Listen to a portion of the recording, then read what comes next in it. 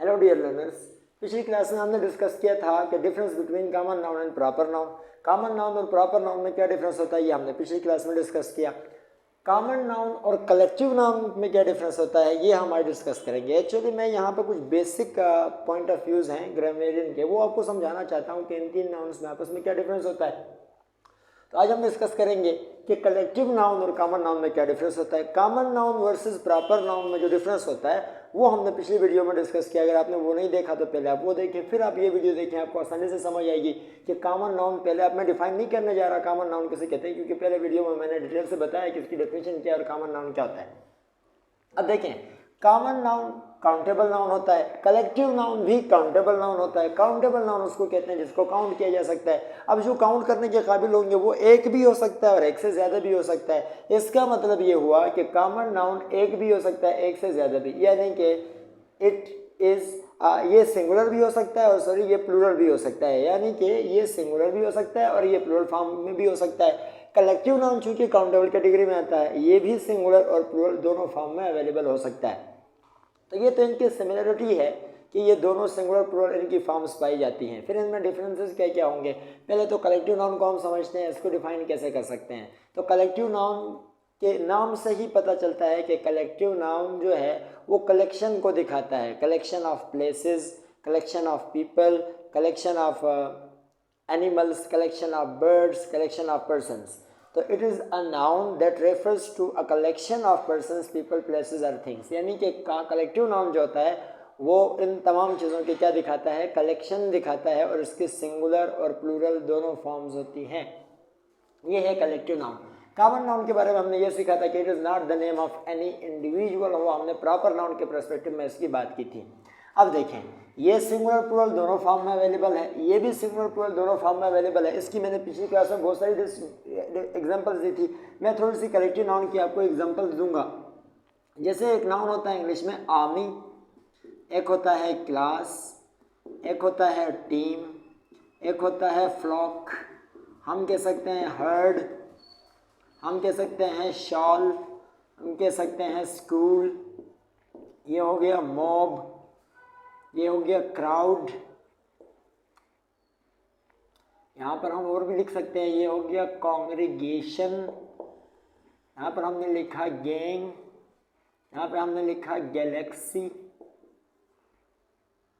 यहाँ पे हम कुछ और भी ऐसे हैं जिनको लिख सकते हैं। ये हमने लिखा पेक, ये हमने लिखा बुके, और इस तरह के बहुत सारे नाउन्स में यहाँ पर हो सकते हैं। एग्जांपल्स मैंने थोड़ी सी दी हैं, बाकी आप खुद सर्च आउट कर सकते हैं कि ये कलेक्टिव नाउन की एग्जांपल्स हैं। जैसे कि हमने पिछली क्लास में एग्जांपल्स दी थी, जैसे कि है बॉय, जैसे कि है सिस्टर, जैसे कि है ब्रदर, जैसे कि है सिटी, और जैसे कि है कंट्री, जैसे है स्पैरो, और ये है काऊ, ये है किडनी, आप पिछली वीडियो में भी देख सकते हैं। ये हमारे पास कॉमन नाउन की एग्जांपल्स हैं। अब देखिए इनमें डिफरेंस क्या होता है। ये जो कॉमन नाउन होते हैं काउंटेबल होते हैं, सिंगुलर प्लूरल फॉर्म इनकी भी होती है, कलेक्टिव नाउन के सिंगुलर प्लूरल फॉर्म भी होगी। मैं सिर्फ एक ही एग्जांपल लूँगा, ये है बॉय, इसका प्लूरल होता है बॉयज़, तो बॉय का प्लूरल क्या हो गया, बॉयज़। अब अगर हम यहाँ पर देखें तो आर्मी का जो प्लूरल होगा वो होगा आर्मीज़। देखें, singular common noun, singular collective noun, plural common noun और प्लूरल कलेक्टिव नाउन। अब बहुत बड़ा इशू ये है कि अक्सर स्टूडेंट्स पूछते हैं, sir what is the difference between आर्मीज and boys. ये तो डिफरेंस वो समझते हैं कि बॉय और आर्मी में क्या फ़र्क है, ये डिफरेंस आपको समझ आएगा, लेकिन शायद ये ना समझ आए कि बॉयज़ और आर्मीज़ में क्या फ़र्क है। ये भी प्लूरल नाउन है, ये भी प्लूरल नाउन है। आर्मीज़ का मतलब ये हुआ, फॉर एग्जाम्पल आर्मी की बात करते हैं तो आर्मी दिखाएगा कलेक्शन को, आर्मीज भी दिखाएगा कलेक्शन को। तो क्या बॉयज़ भी कलेक्शन नहीं दिखाता क्या इंसानों का? बॉयज़ का मतलब क्या एक लड़का होता है? बिल्कुल भी नहीं। बॉयज़ का मतलब एक से ज़्यादा बॉयज़ होते हैं। तो ये लो मैंने बता दिया। तो अब ये भी तो कलेक्शन को दिखा रहा है, बॉयज़ प्लूरल कॉमन नाउन। तो फिर इस प्लूरल कॉमन नाउन में और कलेक्टिव नाउन में डिफरेंस क्या हुआ? हम कैसे पहचान लेंगे कि कोई नाउन कलेक्टिव नाउन है कि प्लूरल कॉमन नाउन है? क्योंकि प्लूरल कॉमन नाउन भी कलेक्शन दिखाता है, ग्रुप दिखाता है लोगों का, जगहों का। और ये जो कलेक्टिव, ये जो कलेक्टिव नाउन होता है वो भी यही करता है और कॉमन नाउन है वो भी यही करता है। देखें इनमें एक डिफरेंस है। यहाँ बॉयज़ से मेरा बहुत सारे बॉयज़ हैं, उनके ग्रुप को दिखाने के लिए हमने यूज़ किया बॉयज़, एक से ज़्यादा प्लूरल कॉमन नाउन। हमने यहाँ पर लिखा आर्मीज और यहाँ पर लिखा आर्मी। ये देखें ज़रा, आर्मी का मतलब हुआ ग्रुप ऑफ सोल्जर्स, इसमें बहुत सारे फौजी होंगे, ये आर्मी है। लेकिन जब हम इस आर्मी का, ये है आर्मी, जब हम इस आर्मी का प्लूरल बनाते हैं तो ये बन जाएगा हमारे पास आर्मीज। अब देखें, ये हमारे पास आर्मी आ गई, ये भी हमारे पास आर्मी आ गई, ये भी हमारे पास आर्मी आ गई, ये भी हमारे पास आर्मी आ गई, तो 4 बन गए, 1 2 3 4। एक आर्मी ये है, एक ये है, एक ये है, एक ये है। जब सारे मिलते हैं तो सबके ग्रुप को क्या कहा गया? आर्मीज कहा गया। डिफरेंस समझे। कलेक्टिव नाउन जब प्लूरल फॉर्म में आया तो तब भी इसने कलेक्शन दिखाया, और इसको जब हम सिंगुलर फॉर्म में लेके आए तब भी इसने क्या दिखाया? एक कलेक्शन दिखाया। कलेक्टिव नाउन ने अपनी प्लूरल हालत में भी कलेक्शन दिखाया, जब हमने उसको सिंगुलर बनाया तब भी इसने कलेक्शन दिखाया। कॉमन नाउन जो है, जब हमने इसका प्लूरल यूज़ किया तो इसने कलेक्शन दिखाया, लेकिन जो ही हमने एस हटाया और इसको सिंगुलर फॉर्म में लाए तो इसका मतलब ये हुआ कि ये कलेक्शन नहीं दिखा पाया। तो कॉमन नाउन और कलेक्टिव नाउन में जस्ट डिफरेंस इतना सा है कि कॉमन नाउन, कलेक्टिव नाउन जो होता है वो अपनी सिंगुलर फॉर्म में भी कलेक्शन दिखाता है और प्लूरल फॉर्म में भी कलेक्शन दिखाता है, लेकिन कॉमन नाउन जो होता है वो सिर्फ प्लूरल फॉर्म में कलेक्शन दिखाता है, सिंगुलर फॉर्म में वो कभी भी किसी चीज़ का कलेक्शन नहीं दिखाता। तो अगर आपको जब भी कभी कंफ्यूजन हुई कि किसी नाउन को लेकर कि ये तो कलेक्शन दिखा रहा है, अब मैं इसको कलेक्टिव नाउन कहूँ या मैं इसको कॉमन नाउन कहूँ, तो इसमें ये फार्मूला आप अप्लाई करें कि अगर ये नाउन है, फॉर एग्जांपल इसमें कंफ्यूजन हुई कि अब मैं इसको कलेक्टिव कहूँ कि कॉमन कहूँ, ये तो कलेक्शन दिखा रहा है, आप उसके सिंगुलर फॉर्म लिखें और देखें क्या वो सिंगुलर होने पर भी कलेक्शन दिखा रहा है। अगर वो सिंगुलर होने पर भी कलेक्शन दिखा रहा है तो वो कलेक्टिव नाउन है, और अगर वो सिंगुलर होने पर कलेक्शन नहीं दिखा रहा तो वो कॉमन नाउन है। ये डिफरेंस है।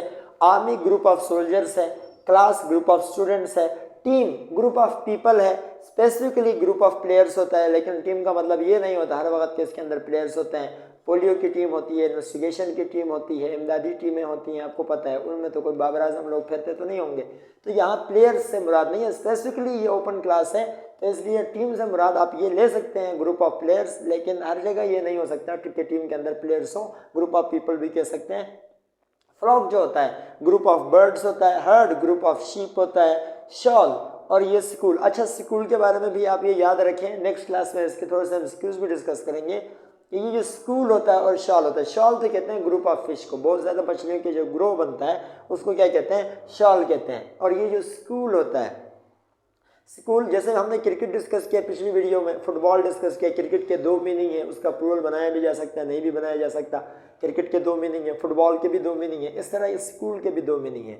एक स्कूल तो उस जगह को कहते हैं जहाँ बच्चे पढ़ने के लिए जाते हैं, असातिज़ा पढ़ाने के लिए जाते हैं, तब वो कॉमन नाउन होता है। लेकिन मछलियों का जो ग्रुप होता है ना, उसको स्कूल भी कहा जाता है। तो आपसे अगर कहीं पर पूछा जाए कि मछलियों का जो कलेक्टिव नाउन है, ग्रुप का कलेक्टिव नाउन मछलियों को रेफ़र करने के लिए, फिश को रेफ़र करने के लिए क्या यूज़ होता है, तो आप शॉल भी कह सकते हैं और आप स्कूल भी कह सकते हैं, यानी कि स्कूल कलेक्टिव नाउन भी हो सकता है और कॉमन नाउन भी हो सकता है। मॉब ग्रुप ऑफ पीपल, बहुत ज़्यादा लोग एक जगह पर जमा हो जाएं तो उनको क्या कहते हैं? मॉब कहते हैं। लोगों का हुजूम जो होता है उसको मॉब कहते हैं। क्राउड, बहुत ज़्यादा लोग एक जगह पर जमा हो जाएं तो उनके जो जमगट्ठा है उसको क्या कहते हैं? हुजूम को, भीड़ को क्राउड कहते हैं। अब आप कहेंगे सर क्राउड और मॉब में क्या डिफरेंस है? तो क्राउड जो आम लोग होते हैं किसी भी मकसद से जमा हुए, उनके ग्रुप को कहा जाता है, और मॉब जो होता है ग्रुप ऑफ एंग्री पीपल होता है, इश्तियाल अंगेज़ी पे उतरे जो लोग होते हैं जिनके हाथ में डंडे वगैरह होते हैं, शायद प्रोटेस्ट करने के लिए हाथ से निकले हों, ऐसे लोगों का जो ग्रुप होता है group of angry people, it is called mob. अच्छा, उसको मॉब कहा जाता है। फिर ये हमारे पास कांग्रीगेशन है। ये मॉब और क्राउड में डिफरेंस ये है। फिर हमारे पास कांग्रीगेशन है। कांग्रीगेशन का मतलब भी लोगों का ग्रुप ही होता है, लेकिन ये भी बाकी 2 क्राउड और मॉब से अलग है। कांग्रीगेशन का मतलब कोई आम लोग नहीं होते, कांग्रीगेशन से मुराद कोई प्रोटेस्टेंट्स नहीं होते, एंग्री पीपल नहीं होते। होते तो आम लोग ही हैं, लेकिन वो लोग होते हैं जो इबादत की गर्ज से कहीं पर जमा होते हैं, यानी कि ग्रुप ऑफ वर्शिपर्स हम कह सकते हैं। हमारा रेवंड में इज्तिमा होता है तो तबलीगी जमा हो जाते हैं। ऐसा नहीं है ये बात सिर्फ मुसलमानों पे अप्लाई होती है, हर मज़हब में अप्लाई होती है कि कोई भी मज़हब वाले लोग जो होते हैं अपनी इबादत के लिए कहीं पर अगर जमा हो जाते हैं तो उनके उस इज्तिमा को क्या कहा जाता है, कांग्रेगेशन कहा जाता है। इसका उर्दू में मतलब भी इज्तिमा ही है। मस्जिद में लोग जमा हो जाते हैं नमाज़ पढ़ने के लिए तो ग्रुप बनता है, तो वो किस मकसद से जमा होते हैं, अल्लाह की इबादत करने के लिए, तो group of worshippers they are also called congregation. उस ग्रुप को भी क्या कहा जाएगा, कांग्रेगेशन कहा जाएगा। इसलिए नमाज बाजुमात को कांग्रेगेशनल प्रेयर कहते हैं। फिर हमारे पास गैंग आ गया, ये शरीफ लोगों का ग्रुप आ गया भाई हमारे पास, कि बहुत ज़्यादा जो चोर लुटेरे डाकू बदमाश एक जगह पर जमा हो जाएं और अपना एक ग्रुप बना लें तो उसको गैंग कहते हैं। अच्छा, ये गैंग के हवाले से एक बात याद आई कि एक लफ्ज़ है इंग्लिश में, उसको कहते हैं, जैसे हम कहते हैं ना लूटना, तो वो होता है रॉब, ROB, रॉब, और लूटने वाले को क्या कहेंगे, रॉबर। तो रॉब लूटना, और ये लुटेरों का ग्रुप होता है गैंग।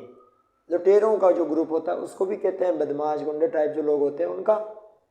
तो रॉबर लूटने वाले, और रॉब वर्ब है, उसका मतलब होता है लूटना। रॉब की जगह आप मग लिख सकते हैं, प्लंडर लिख सकते हैं। और मज़े की बात तो ये है कि ये लूट खुद इंग्लिश का ही लफ्ज़ है, LOOT, लूट, जिसका मतलब लूटना होता है। गैलेक्सी है ग्रुप ऑफ स्टार्स, इसको कास्टलेशन भी कहते हैं। पैक है, इसका मतलब होता है ग्रुप ऑफ वूल्व्स, भेड़ियों का जो जमघटा होता है ग्रुप होता है उसको पैक कहते हैं। पैक वैसे ग्रुप ऑफ कार्ड्स को भी कहते हैं, इसकी दो मीनिंग है। और लास्ट में हमारे पास बुके है, ये बहुत कॉमन नाउन होता है। मीन्स ये कॉमन नाउन नहीं है, कलेक्टिव नाउन है, लेकिन होता बहुत कॉमन है, क्योंकि आपको पहले से पता होगा ग्रुप ऑफ फ्लावर्स, जो फूलों का गुलदस्ता होता है जिसमें बहुत सारे फूल होते हैं, उसको बुके कहते हैं। नेक्स्ट वीडियो में, नेक्स्ट क्लास में हम कॉमन नाउन और कलेक्टिव नाउन के बारे में मज़ीद पढ़ेंगे, उनको डिटेल से पढ़ने की कोशिश करेंगे। तब तक अपना ख्याल रखिएगा। अल्लाह ने के बाद।